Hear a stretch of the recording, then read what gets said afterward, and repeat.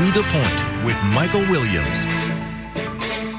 Good morning. The Miami GOP debate, 5 on stage. Who made an impact? Does it matter when former President Donald Trump skipped it in favor of his own rally in Hialeah? And what's ahead? We'll begin with what Governor Ron DeSantis and Nikki Haley, former U.S. ambassador to the United Nations, as well as a former South Carolina governor, had to say when asked by NBC moderators why you instead of Trump. And Donald Trump's a lot different guy than he was in 2016. He owes it to you to be on this stage and explain why he should get another chance. He should explain why he didn't have Mexico pay for the border wall. He should explain why he racked up so much debt. He should explain why he didn't drain the swamp. And he said Republicans were going to get tired of winning. Well, we saw last night, I'm sick of Republicans losing. You know, everybody wants to talk about President Trump. Well, I can talk about President Trump. I can tell you that I think he was the right president at the right time. I don't think he's the right president now.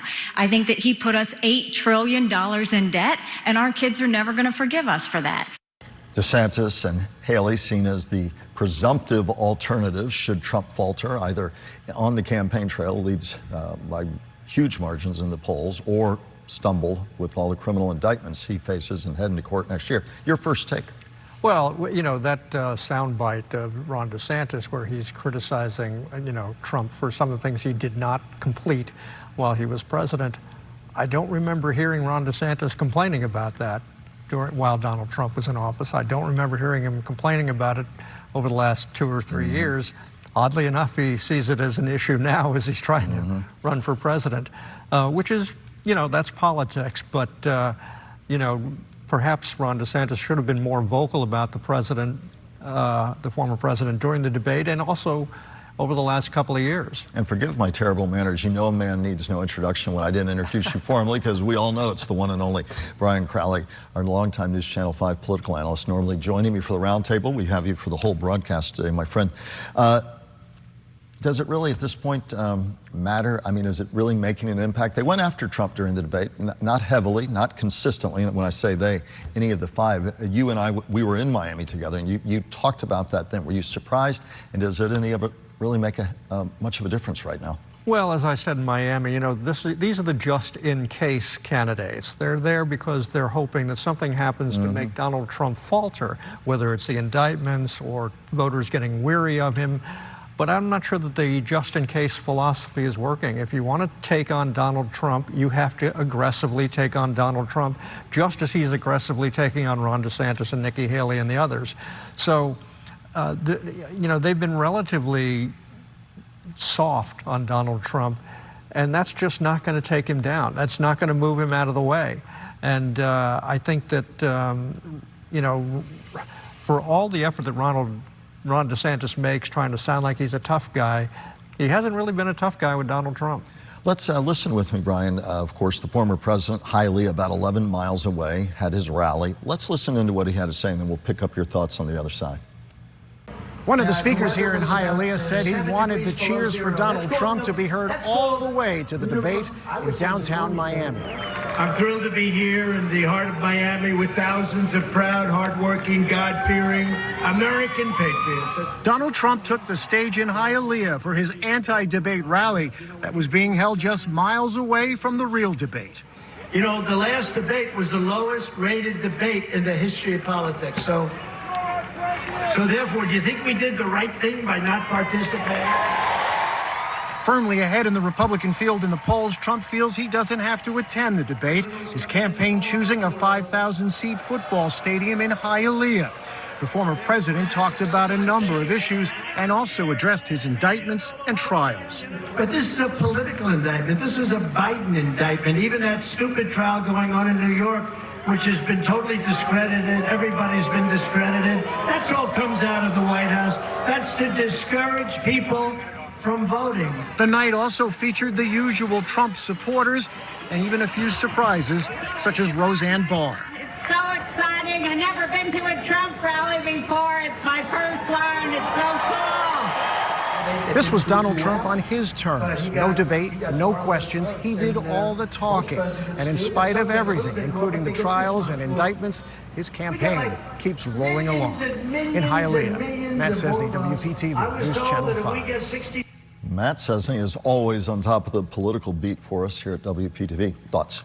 Well, you know, one of the ironies of the same day they were having the rally and the debate, his daughter Ivanka Trump was in the courthouse in New York testifying. And as a note, that is a state case that the federal government could not be involved in any event, despite his statement to the contrary. So it's the odd political times that we're in, that you have a presidential candidate who's got 4 indictments he's facing. His daughter's in front of the judge while he's on the stage, refusing to attend the debates. But this is apparently okay with most Trump voters.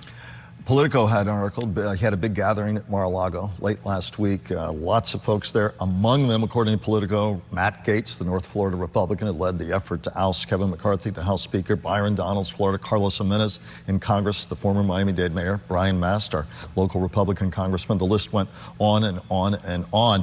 And according to Politico, they put it this way. One person there, a congressional candidate, said this was more of a capstone event, not focused on the primary, that Trump's trying to basically say to all those who gathered, and according to the report, hundreds, that he said thank you to, that he's trying to position it as the primary's over and I'm the guy. Thoughts? Well, you know, the primaries are in Iowa and New Hampshire are the first primaries. They're not in Florida. So, you know, it really doesn't matter today what Florida Republicans think. It will matter in March when the Florida primary is. So for now, it matters what's happening in Iowa, New Hampshire, Nevada, and South Carolina, the first 4 primary and caucus states. And so far, if you believe in polls and you know how I feel about them, Donald Trump seems to be well ahead in those states. But Ron DeSantis seems very, very confident that he's building a machine on the ground. He got the governor of Iowa to endorse him. Nikki Haley surging? Nikki Haley is surging in the polls, but again, you know, nobody's made any kind of real close in on Donald Trump. There's still, if you believe the polls, a considerable distance between Donald Trump and the other candidates. So you become number 2, and then what? And we don't have that answer yet. Brian, you heard Governor DeSantis' remarks say Republicans, talking about how Trump said Republicans get tired of winning, but we didn't win last night. Republicans are worried nationally about what they saw this week in elections around the country. The abortion issue remains potent, and the argument is that places like Kentucky, a red state, places like the purple state of Virginia, where Democrats wrested control of the state legislature, away in a purple state, that the abortion issue still is resonating, that Democrats can win with that issue. And you heard people, that Governor DeSantis was asked at the debate his thoughts about a national abortion ban, waffled on the issue, as commentators put it. Nikki Haley, many argued, had a thoughtful answer, said let's quit kidding ourselves, we're not going to have a nationwide consensus, let's realize that. How potent do you see that issue being? Going into next year? Republicans are worried about it. That's all I've been reading the last few days. I think abortion will be one of the top 2 or 3 issues in the election next year. The number 1 issue will always be the economy. Sure, yeah. We don't know what's going to happen with world events as we move forward over the next 12 months. But I do think that Ron DeSantis is in a much weaker position on the abortion issue for those who are pro-choice, because of the 6-week abortion ban in Florida. Even a lot of... Which is not law yet because of the constitutional challenges to the 15-week ban, but he signed it into... He signed the law in the dead of night. It's in abeyance for now, but he did sign it. So he supports the 6-week abortion ban, and even a lot of anti-abortion people think that may be a step too far in being able to win over enough people to push it in other states. And there seems to be a zone of around 15 weeks that people can kind of live with. So I think, Nikki Haley's approach of just, we can't be dictating to people might resonate better, and she seems to lean more toward the 15 weeks, and I think that may come back to hurt Ron DeSantis. And is it why we've seen the former president waffle when pressed on the issue?